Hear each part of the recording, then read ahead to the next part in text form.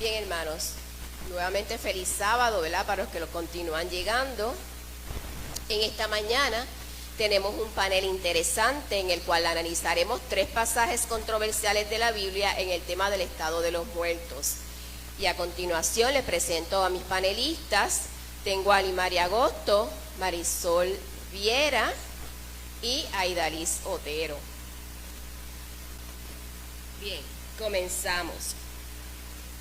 El primer pasaje es Mateo 25, 46 y dice así la palabra del Señor: e irán estos al castigo eterno y los justos a la vida eterna.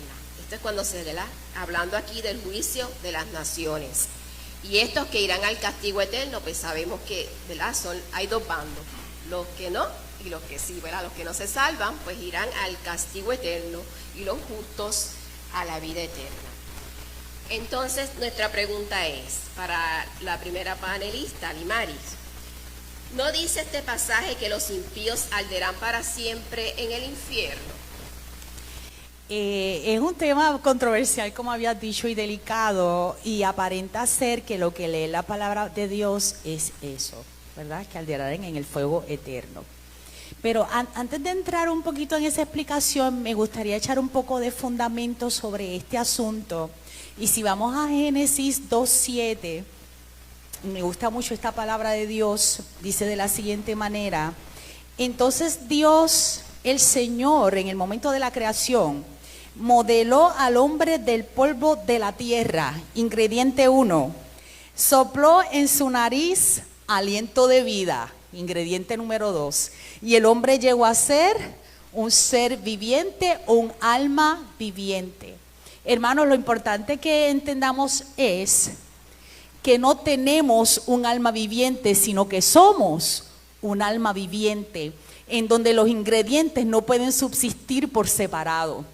El cuerpo necesita el aliento de vida, y el aliento de vida necesita un cuerpo donde poder habitar. Así que es importante que entendamos eso de entrada. Y entrando a la parte que me estaba comentando Mireya sobre el fuego eterno, yendo un poquito al lenguaje original, el término castigo o tormento eterno que se usa en el versículo que recién leyó de Mateo 25, 46, tiene la palabra en griego que dice kolasin. Eso es lo que significa mutilar, podar, castigar, tormento. El problema no es la palabra kolasin, sino que está acompañada de aionos, que quiere decir eterno. La controversia es en fuego eterno. Vamos a ver entonces, la misma palabra de kolasin aionos, fuego eterno, se encuentra en el libro de Judas en el versículo 7, ¿ok? Dando referencia a los eventos que sucedieron en Sodoma y Gomorra y cómo esta ciudad fue objeto de fuego eterno. Y tengo que preguntar, en este momento, ¿todavía las ciudades de Sodoma y Gomorra están ardiendo? No, entendemos que no. Así que el detalle claramente aquí es: el fuego eterno está hablando no que actualmente arde, sino que sus consecuencias, el resultado de este fuego es eterno. ¿Okay? Una vez cayó juicio sobre ellos, una vez cayó esta acción de Dios sobre ellos, sus resultados, sus consecuencias son eternas. Muy bien. Entonces, ¿verdad? Podemos afirmar que ellos no arderán para siempre. Exacto. Exacto. ¿Y qué tal los justos que están descritos aquí? ¿No tendrán ellos una recompensa de vida eterna? Nosotros entendemos que sí, pero vamos a la palabra de Dios, por supuesto. Hay que analizar el uso de la palabra fuego en el libro de Mateo, ya que estuvimos hablando de Mateo 25, 46. Aparece algunas 12 veces y todas relacionadas con la idea del juicio final. ¿Okay? Es así como se usa. Hay 2 ejemplos interesantes de unas metáforas o comparaciones agrícolas que aparecen ahí. Una está relatada por Juan el Bautista y la otra está relatada por el mismo Jesús. Bien, la de Juan se encuentra en el capítulo 3 de Mateo, versículos 10 al 12, que no vamos a entrar por cuestión de tiempo, pero lo pueden buscar. y la parábola del trigo y la cizaña, que está en Mateo 13, versículos 24 al 30 y 36 al 43. En ambos casos hay una división distintiva entre el bien y el mal, entre los que han sido justos y los que son impíos. Lo bueno es preservado y lo malo es quemado en fuego. Ahí está la palabra colasin o ayonos de nuevo, queriendo dar a entender que esta paja que se quema o que es objeto de este fuego tiene una consecuencia eterna de que ya no va a existir más. ¿Ok? Eso es lo que estamos hablando, de un resultado. Pero en cuanto a los justos, cuando reciben la inmortalidad, hermanos, recuerden que es la doctrina de la inmortalidad del alma. Dice en 1 Corintios 15, me gustaría leer los versículos 51 al 53. Buscamos por aquí rapidito, 1 Corintios 15.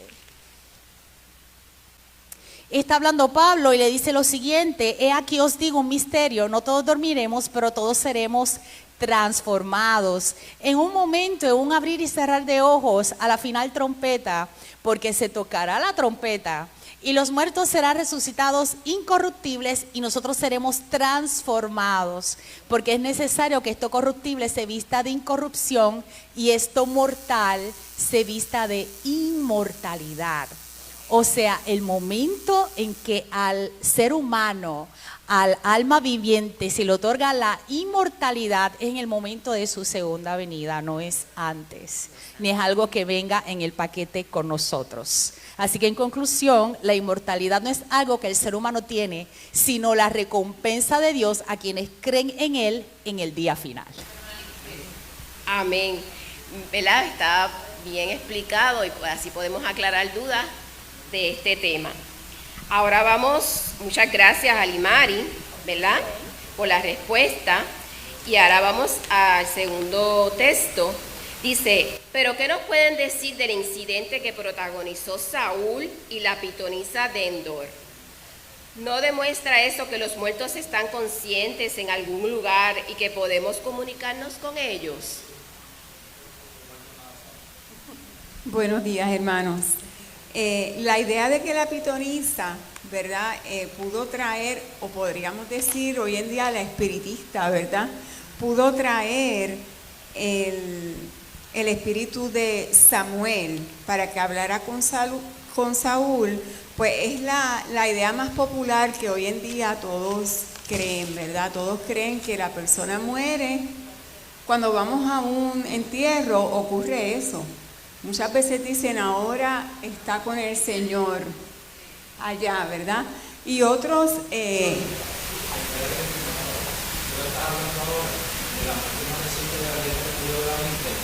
La mamá en su dolor, ayer, estaba viendo un reportaje, y ella dice: yo sé que ella murió, pero se fue importante, pero ella está aquí conmigo, porque yo la siento. Y yo a mí me paraba los pelos, y yo digo, no conoces, y ella buscó, y él dice, ella buscó de Dios al final, la nena, hablando de eso. Pero pasa que no he combinado bien la palabra, porque no nada saben. Correcto, porque esa es la idea más popular. Muchos creen y dicen: ahora mi papá o mi hija va a ser mi ángel guardián, ¿verdad? Ellos creen que ese espíritu se queda alrededor vagando. Y otros tienen la posibilidad de verlos, pero realmente lo que ven son demonios.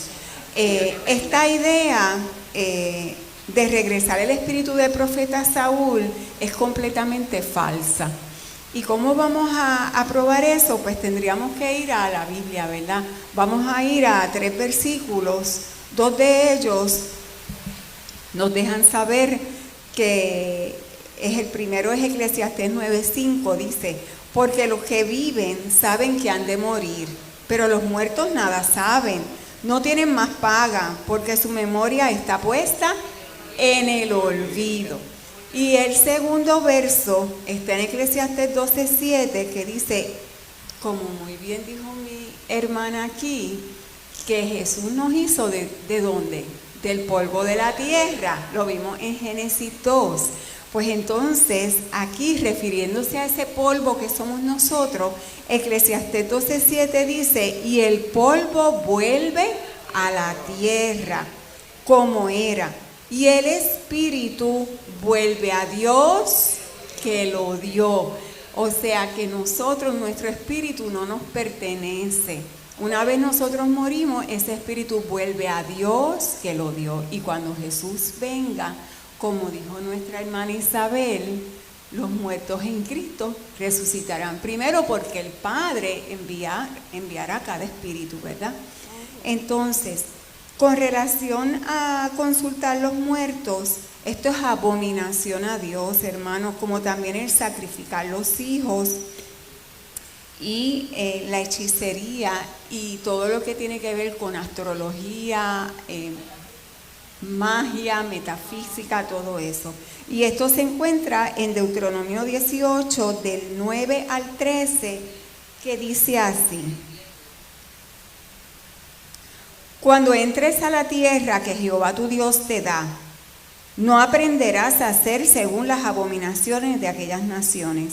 No se ha hallado en ti quien haga pasar a su hijo o a su hija por el fuego, ni quien practique adivinación, ni agorero, ni sortílego, ni hechicero, ni encantador, ni adivino, ni mago, ni quien consulte a los muertos, porque es abominación para con Jehová cualquiera que hace estas cosas, y por estas abominaciones Jehová tu Dios echa estas naciones de delante de ti.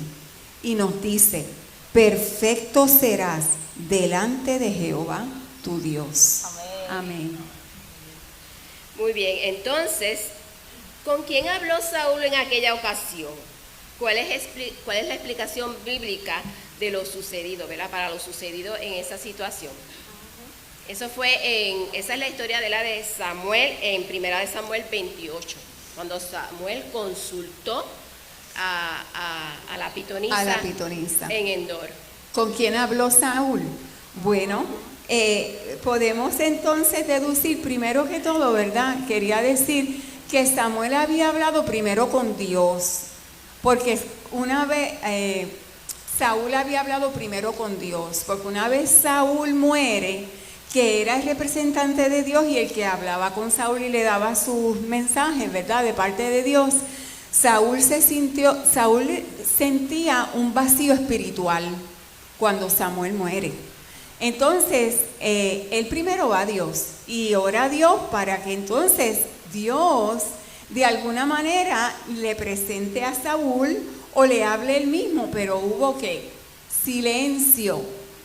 Dios no contestó esa oración de Saúl. Entonces, finalmente,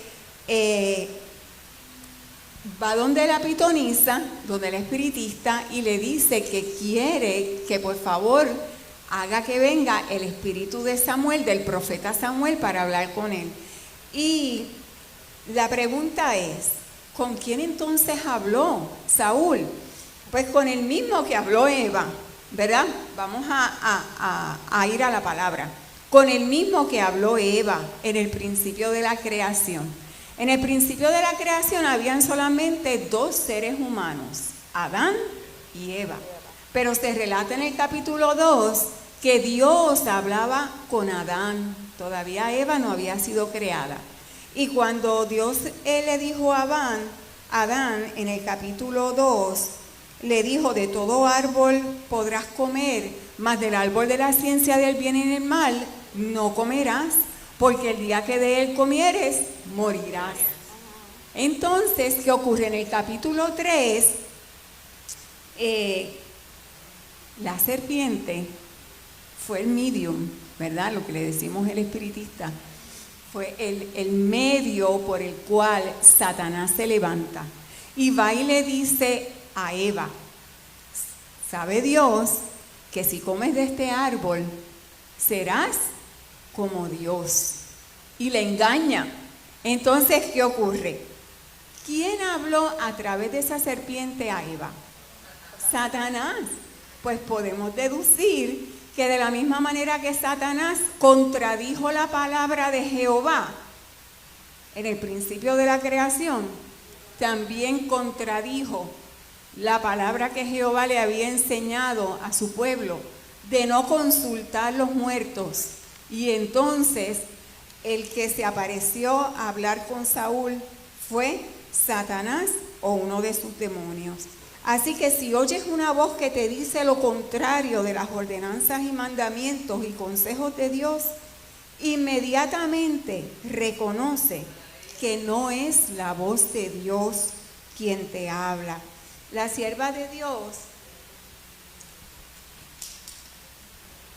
dice lo siguiente, en este artículo no tengo el libro de donde proviene, pero ella dice lo siguiente: no fue el santo profeta de Dios el que vino, evocado por los encantamientos de la pitonisa.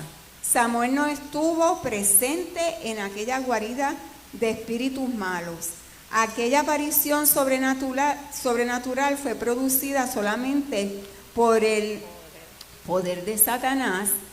Les resultó tan fácil asumir entonces la forma de Samuel como tomarla de un ángel de luz cuando tentó a Cristo en el desierto. Y termino con 2 versos de la palabra de Dios. El primero está en Apocalipsis 21:8, que dice lo siguiente: el Señor Él no se muda, Él es igual, ayer, hoy y por los siglos. Y en Apocalipsis dice lo siguiente: pero los cobardes, los incrédulos, los abominables, asesinos, inmorales, hechiceros, idólatras y todos los mentirosos tendrán su herencia en el lago que arde con fuego y azufre, que es la muerte segunda. Y el último verso se encuentra en San Mateo 24, 23 al 27. Esto lo dice nuestro Salvador: entonces, si algunos os dijere, porque el enemigo va a hacer apariciones de muertos que van a venir a hablar con nosotros, y nuestro deber en el fin del tiempo, de hecho va a ser la segunda venida de Cristo como un ángel de luz, y nuestro deber es, cuando veamos esas apariciones, decirle que el Señor te reprenda, no ponernos a hablar con ellos. Y Cristo nos dice lo siguiente: entonces si alguno os dijere, mirad aquí está el Cristo, o mirad allí está, no lo creáis, porque se levantarán falsos cristos y falsos profetas y harán grandes señales y prodigios, de tal manera que engañarán, si fuere posible, aún a los escogidos. Así que el Señor nos ayude a permanecer fieles. Bien, hermanos y amigos, continuamos con nuestro panel y vamos a leer a continuación Judas 6. Y esto fue los rebeldes que serán destruidos, nos hablan estos textos, y dice así: también los ángeles que no guardaron su dignidad, sino que abandonaron su propia morada, los ha guardado bajo oscuridad y en prisiones eternas, para el juicio del gran día. Este pasaje, ¿verdad? Según este pasaje, ¿están guardados en un infierno ardiente los ángeles caídos? Nuestra hermana Idalis. Sí, buenas, Dios les bendiga a todos. Cuando habla aquí sobre la pregunta si están guardados en un infierno ardiente los ángeles caídos, en sí ellos están hablando es del contexto de un juicio en sí. Ese tema es un tema que se habla, ¿verdad?, a través de toda la Biblia. Y podemos ver que en Judas 7 utilizan como ejemplo lo que sucedió en Sodoma y Gomorra. Y dice así, voy a leer: también Sodoma y Gomorra y las ciudades vecinas, las cuales de la misma manera que aquellos, habiendo fornicado e ido en pos de vicios contra la naturaleza, fueron puestas por ejemplo. ¿Qué dice ahí? Fueron puestas ¿cómo? Por ejemplo, sufriendo el castigo del fuego eterno. Quiero hacer un punto aquí y ahorita la hermana Limari lo mencionó. Dios es eterno. Y cuando habla aquí del fuego eterno, no es un fuego que nunca se apaga, sino que tiene un contexto divino, porque quien, ¿verdad?, ejecuta esa sentencia es ¿quién? Es Dios, el Eterno. Entonces, pregunto, Sodoma y Gomorra, ahora mismo, ¿están ardiendo? No. Todo lo que allí había se desapareció, se consumió en su totalidad. Así que estamos claros que cuando dice fuego eterno, no es que va a haber un fuego que va a arder para siempre. No hay un lugar de tormento eterno donde Dios va a poner seres sufriendo por una eternidad, porque sabemos que Jehová es un Dios ¿de qué? De amor, de misericordia, de compasión. Ese es nuestro Dios. Y Dios no va a permitir, ¿verdad?, que un ser humano sufra por la eternidad, y menos que sus seres queridos lo vean sufriendo por la eternidad. Así que ese punto está, yo creo que más que claro, ¿no? Además, cuando también habla Judas de las palabras destruyó y perecieron, ¿verdad? Tanto en el versículo 5 y en el verso 11, es para describir la ruina de ¿qué? De los infieles. Uno de los versos dice que así mismo como sacó a su pueblo de Egipto, ¿verdad? Oye, Dios cuando hace algo no lo hace, perdonando la expresión, al garete. Dios es un Dios de orden y Dios emite juicio. Dios envió sus ángeles a Sodoma. Cuando estaban construyendo la torre de Babel, Él vino a inspeccionar la obra y Dios emitió un juicio. Ahora bien, dice el verso, si no me equivoco, 7, que dice, sacó de Egipto al pueblo y destruyó a los que no creyeron. Así que en este contexto está aquí describiendo la ruina de los que no han creído. Y utiliza también en el verso 11 tres personajes, ¿verdad? Como Caín, Balaam y Coré, que representan, ¿verdad?, lamentablemente a esos infieles del tiempo bíblico y a esos falsos maestros. En el lenguaje que usa el autor, nada sugiere, como dijo ahorita, que el infierno es un lugar de tormento eterno. Por el contrario, dice la palabra, y es claro en Romanos 6:23, si no me equivoco, que la paga del pecado es ¿qué? ¿Y cuál es el don cuál es la dádiva de Dios? La vida eterna en Cristo Jesús, bendito sea su nombre. Pero así el pecado acarrea muerte y destrucción en el terreno y en el reino temporal, también en el juicio final. Bien, muchas gracias. Entonces, ¿qué significa que estos ángeles están guardados bajo oscuridad? Ok, la palabra guardado en sí no tiene un contexto negativo.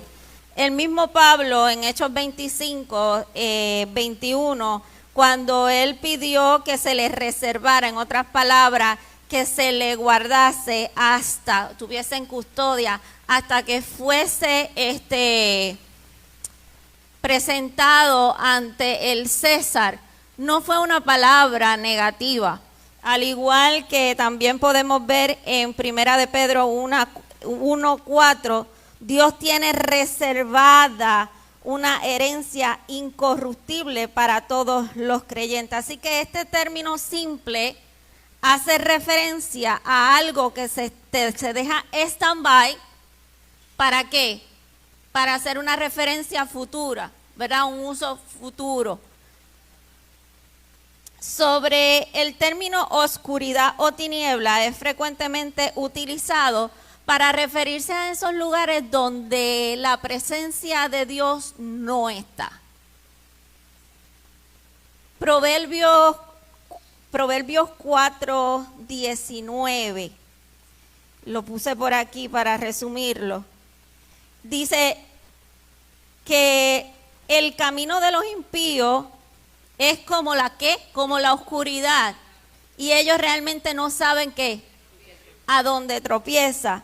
Primera de Samuel 2:9 dice que Dios guarda los pies de los santos, salud, Dios te bendiga, y los impíos que perecen en tiniebla. Ahora bien, Juan 8, bendito sea su nombre, 8:12 dice Jesús, yo soy la luz del mundo.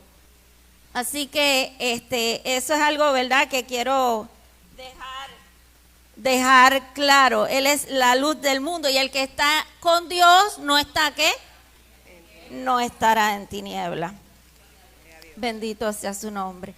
Así que en ese contexto, sabiendo que los espíritus inmundos vagan, claro está, en lugares desiertos y a veces quieren morar entre los seres humanos, y en los seres humanos conocemos que su lugar actual no es un tormento destructor, sino que en la tierra ellos están donde fueron arrojados hasta el día, ¿verdad?, de su juicio, hasta el día que se va a emitir la sentencia. Muchas gracias a nuestras panelistas. Verdaderamente que yo me he sentido bien edificada porque he aprendido mucho con este estudio. Muchas gracias por sacar de su tiempo y estudiar. Yo sé que ustedes también ¿verdad? Ha sido bendición este repaso. Es bueno refrescarnos, ¿verdad?, para estar bien claro, y más aún en estos tiempos que estamos viviendo, que tenemos que tener este concepto bien claro. Debemos saber de qué es el demonio existe. Exacto. Por eso es que la palabra de Dios es nuestro escudo. Sí, saber, ¿verdad?, que nuestra lucha, si son Maldicencia del aire. Así que nosotros tenemos que estudiar, ¿ok? Y empaparnos de todo esto para nosotros no ser engañados en el tiempo del fin. amén. Mireya, permiso, es referente a lo que dijo Luz Virginia. Una de las cosas que a mí me confirmó es cómo Dios le habla al pueblo.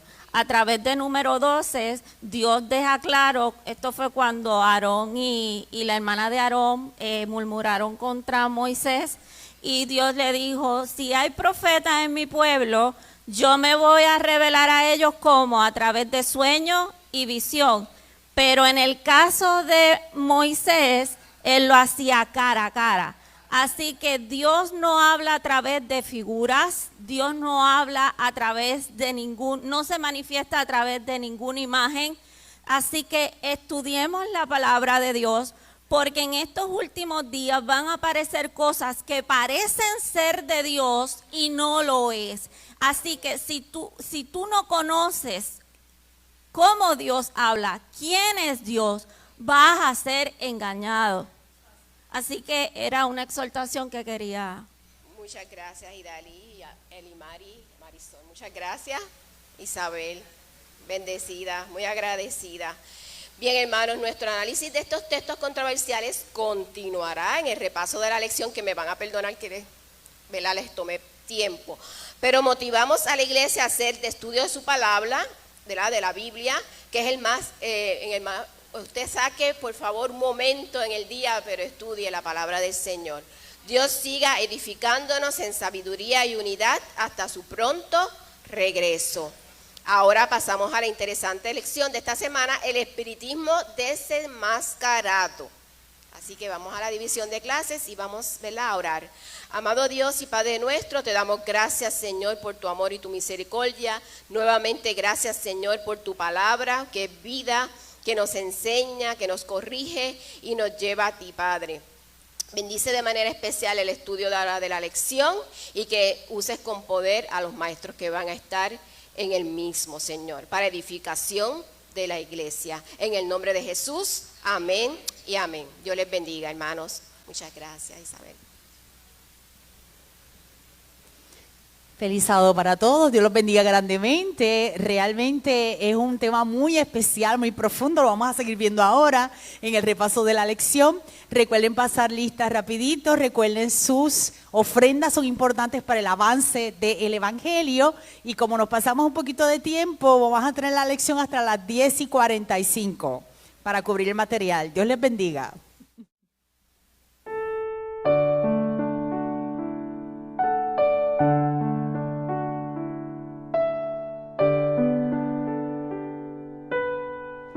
mi amigo querido, qué alegría.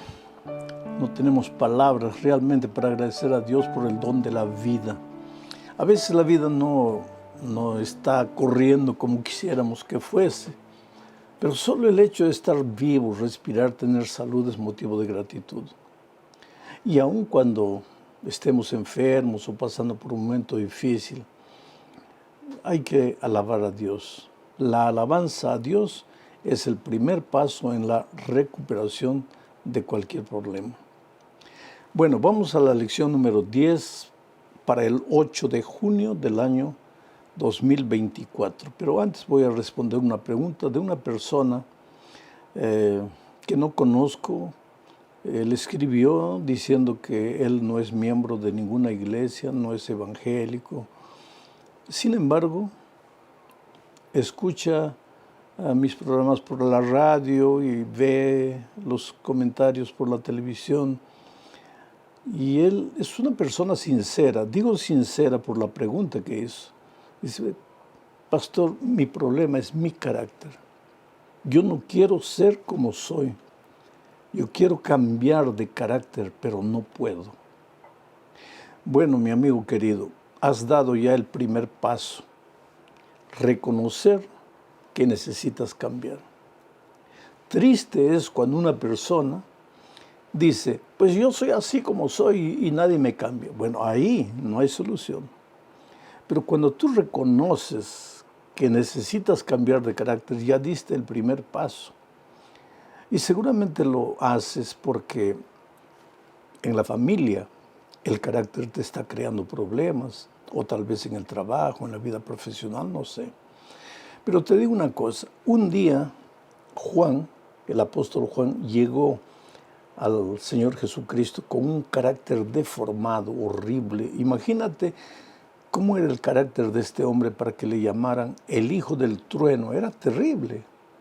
Sin embargo, aprendió a convivir con Jesús. Y en esa convivencia con Jesús, el carácter de Jesucristo se reflejó en el de Juan. Y cuando llegó a la edad avanzada, Juan ya no era llamado el hijo del trueno, sino el discípulo del amor.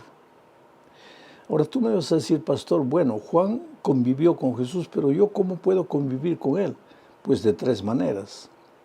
Cuando tú oras a Dios, cuando le abres tu corazón a Dios, en tu cama, en tu casa, en el trabajo, mientras diriges tu automóvil, abres el corazón a Jesús y le dices, Señor, mira, yo quisiera ser como tú, yo no quiero ser como soy. Este carácter me ha creado problemas, me ha traído tanta dificultad. Entonces, cuando tú hablas a Dios a través de la oración, estás conviviendo con Él. Cuando todos los días abres la Biblia, lees un versículo, reflexionas, estás conviviendo con Jesús. Y si insistes en hacer eso, ten la seguridad que, aunque tú no te des cuenta, los otros se van a dar cuenta que tu carácter está cambiando. No te desesperes.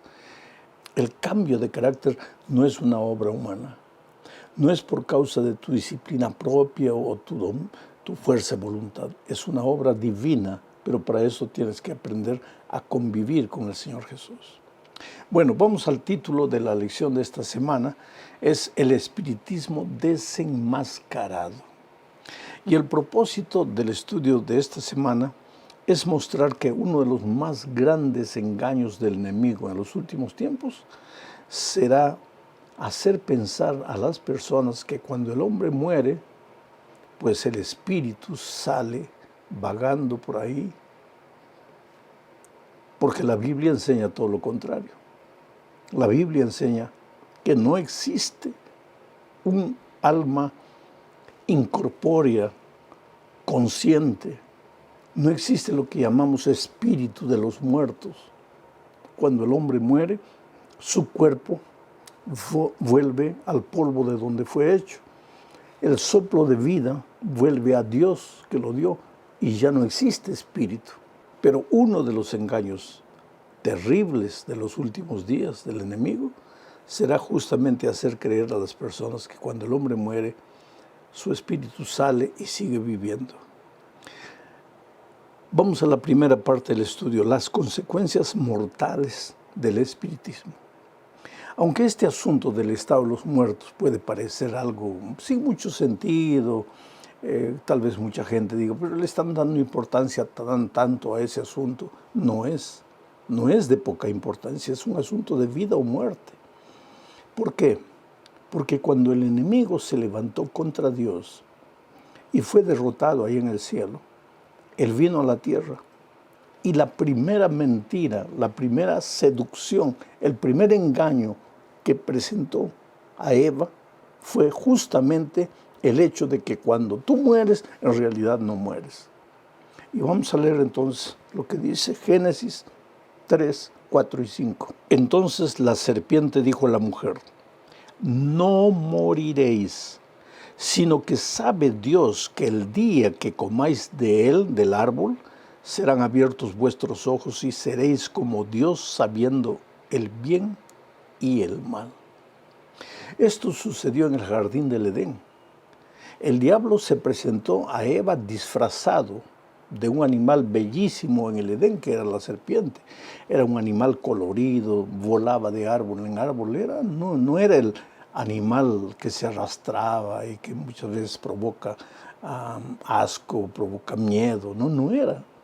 El enemigo se disfraza de cosas bellas y se acercó a Eva disfrazado de una serpiente y le dijo, así que Dios te ha dicho que no puedes comerte ningún árbol. Entonces Eva dijo, no, Señor, Dios me ha dicho que solo no puedo comer de este árbol. ¿Y por qué no? Porque si como de este árbol voy a morir. Entonces ella dijo, no morirás. Esa fue la mentira primera que apareció en el mundo. No morirás. Que en otras palabras, lo que él estaba diciendo es, no lleves a serio las palabras de Dios. No morirás. La persona que come no muere. Puede hasta morir así físicamente, pero el espíritu sale. Tú no vas a morir. Tú tienes vida eterna. Esa fue la mentira. Sin embargo, ¿qué es lo que la palabra de Dios afirma? Mientras el diablo dice, no morirás, el espíritu no muere, el espíritu sigue consciente, incorpóreo, andando por ahí. ¿Qué es lo que la Biblia dice? Leo Mateo 10, 28. Y estas son palabras literales del Señor Jesucristo. Dice, y no temáis a los que matan el cuerpo, mas el alma no pueden matar. Temed más bien a aquel que puede destruir el alma y el cuerpo en el infierno. Aquí está la palabra de Dios. La vida eterna no es innata al ser humano. El ser humano no tiene vida eterna. No es que muere y sale y después se desencarna y se encarna en otra vida o que está vagando en forma de espíritu pensante. No. Eso no es lo que la palabra de Dios dice. Ahora, ¿cómo entró esta idea de la inmortalidad del alma a la iglesia? Pues es que la iglesia cristiana nació rodeada de un ambiente de paganismo, donde las naciones adoraban a muchos dioses y creían que el alma no moría, sino que el espíritu salía, después de la muerte, salía andando por ahí, vagando. Y cuando la iglesia cristiana comenzó a predicar el evangelio, la influencia del paganismo comenzó a entrar disimuladamente a la iglesia cristiana. La única fuente de seguridad para lo que creemos es la palabra de Dios. Pero cuando el ser humano quita los ojos de la palabra de Dios y presta oídos a lo que la gente dice, pues ahí se mezcla el agua con el vino. Eso es lo que sucedió. Y así entró la doctrina de que el hombre cuando muere, si fue bueno, se va al paraíso, si fue malo, se va al infierno, o si no se sabe si fue bueno o malo, pasa a un estado de purificación llamado purgatorio, en fin. O entonces que cuando la persona muere, su espíritu se reencarna. Cualquier teoría surge a partir de la ignorancia de la palabra de Dios. Pero la Biblia es categórica. Mira lo que Dios decía a través de Moisés a su pueblo en el Antiguo Testamento. Deuteronomio 18, 9 al 11. Dice, cuando entres a la tierra que Jehová tu Dios te da, le está diciendo eso a Israel, refiriéndose a Canaán. Cuando entres a la tierra que Jehová tu Dios te da, no aprenderás a hacer según las abominaciones de aquellas naciones. No sea hallado en ti quien haga pasar a su hijo o a su hija por el fuego, ni quien practique adivinación, ni agorero, ni sortílego, ni hechicero, ni encantador, ni adivino, ni mago, ni quien consulte a los muertos. Quiere decir, el Señor fue categórico con su pueblo. Todas estas cosas son consideradas abominación a los ojos del Señor. ¿Y qué dice Eclesiastés 9, 5 y 6, referente a los muertos? Dice, porque los que viven saben que han de morir, pero los muertos nada saben ni tienen más paga, porque su memoria es puesta en olvido. También su amor y su odio y su envidia fenecieron ya, y nunca más tendrán parte en todo lo que se hace debajo del sol. La Biblia es categórica. Cuando el hombre muere, ya no sabe más nada. Tú puedes llevar una flor al cementerio a tu padre vivo, pero no quiere decir que tu padre se va a alegrar por eso, porque tu padre ya no existe. El día que él murió, su cuerpo fue enterrado y con el tiempo se transformó en polvo. Y el día que murió, el soplo de vida volvió a Dios y estará ahí hasta la segunda venida de Cristo, porque cuando Cristo venga, Él resucitará. Entonces, ¿debo llevar flores al cementerio? Claro que sí, pero eso te hace bien a ti. No le hace bien a tu papá, porque tú sí eres consciente de las cosas. Tu padre no, tu padre ya está inconsciente. Vamos a la segunda parte del estudio bajo el subtítulo de la muerte en el Antiguo Testamento. ¿Qué se pensaba en el Antiguo Testamento acerca de la muerte? Mira lo que dice Salmos 6, 5. Porque en la muerte no hay memoria de ti. En el Seol, o sea, en el sepulcro, ¿quién te alabará? El salmista David es contundente. En la muerte ya no hay memoria de nada. Ya no te recuerdas, ya no sientes, ya no piensas. Acabó. La muerte es el punto final. ¿Y qué dice Job 14, 10 al 12? Leo. Mas el hombre morirá y será cortado. Perecerá el hombre. ¿Y dónde estará él? Como las aguas se van del mar y el río se agota y se seca, así el hombre yace y no vuelve a levantarse. Hasta que no haya cielo, no despertarán, ni se levantarán de su sueño. Aquí en este texto y en muchos otros, la Biblia llama a la muerte de sueño. Cuando tú mueres, de acuerdo con la palabra de Dios, tú duermes. ¿Hasta cuándo? Hasta que Cristo venga en las nubes de los cielos. Entonces sí, si has muerto en Cristo, resucitarás para ir con el Señor Jesús para siempre. La inmortalidad solo le pertenece a Dios. Él nos la puede dar y nos la dará por ocasión de su segunda venida. Pero hasta ahí todos moriremos y cuando morimos pasamos a la inconsciencia completa. Ya no existe espíritus de muertos andando en el aire. Tercera parte del estudio, la muerte en el Nuevo Testamento. ¿Qué es lo que el Nuevo Testamento habla de la muerte? Mira lo que dice Juan 11, 11 al 14.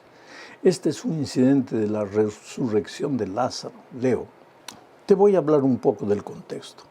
Lázaro había muerto, las hermanas de Lázaro mandaron a avisar a Jesús que su amigo Lázaro había muerto. Y Jesús todavía se quedó unos días sin atender el pedido de Marta y de María. Ahora, después de unos días, viene el texto que digo. Dicho esto, les dijo después a sus discípulos, nuestro amigo Lázaro duerme, mas voy a despertarle. Dijeron entonces sus discípulos, Señor, si duerme, sanará. Pero Jesús decía esto de la muerte de Lázaro. Y ellos pensaron que hablaba del reposar del sueño. Entonces Jesús les dijo claramente, Lázaro ha muerto. Quiere decir, Lázaro ha muerto, pero está durmiendo. ¿Qué? Está durmiendo, pero está muerto.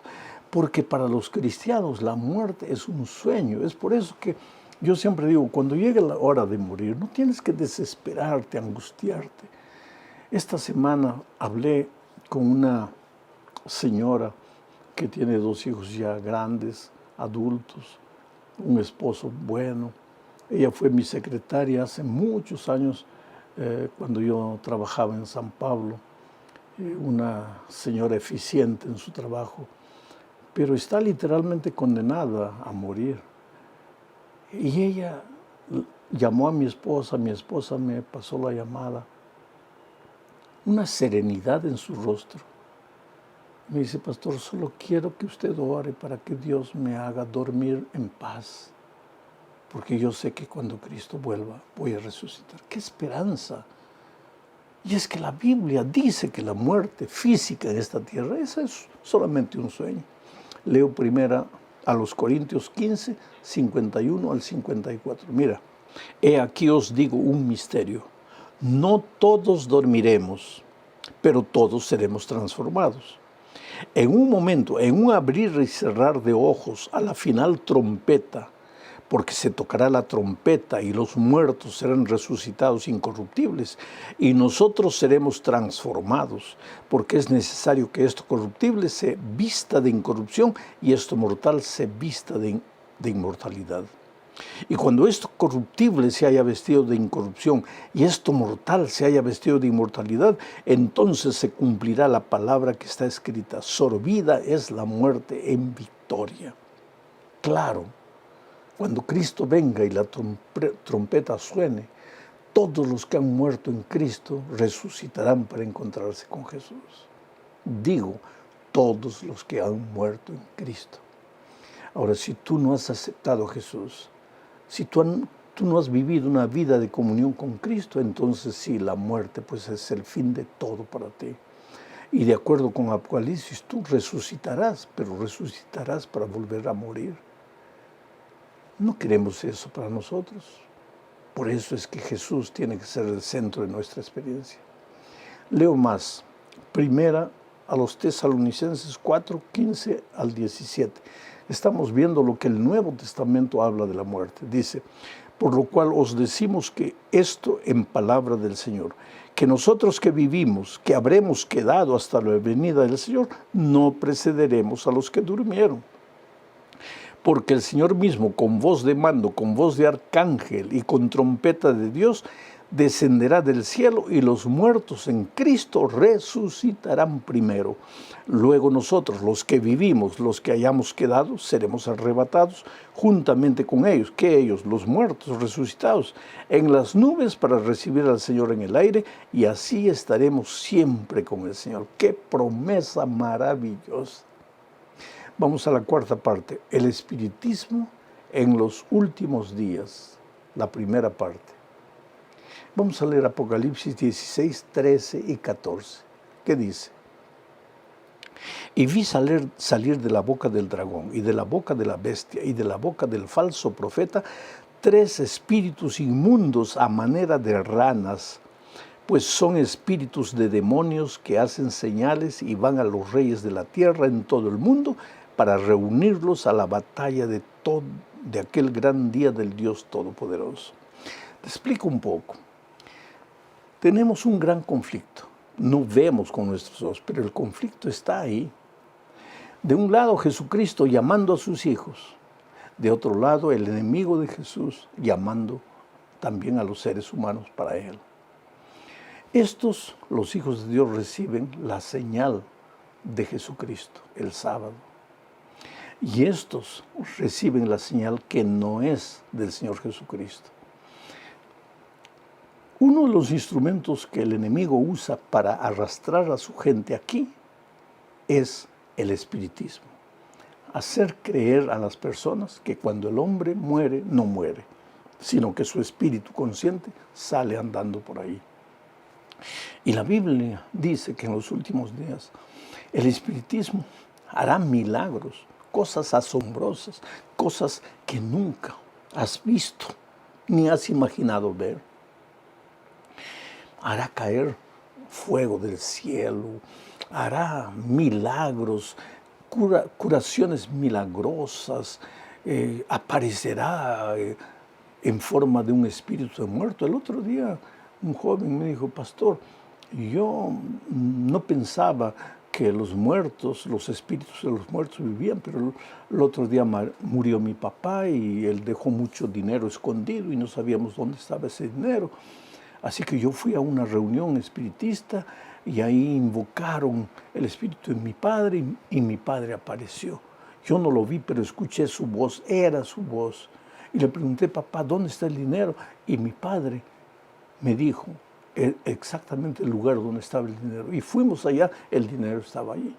Ahora yo creo en el espíritu de los muertos. Oh, querido, te digo una cosa, que tú has hablado con un espíritu es verdad, pero un espíritu de los muertos no, con el espíritu de tu papá no, porque cuando tu padre murió, su cuerpo fue al polvo y el soplo de vida a Dios. Entonces, ¿con quién hablaste? Con espíritus demoníacos. ¿Tú crees que esa tercera parte de ángeles que fue expulsa del cielo junto con Lucifer, ¿a qué se dedica hoy? Justamente a engañar, a disfrazarse, a seducir.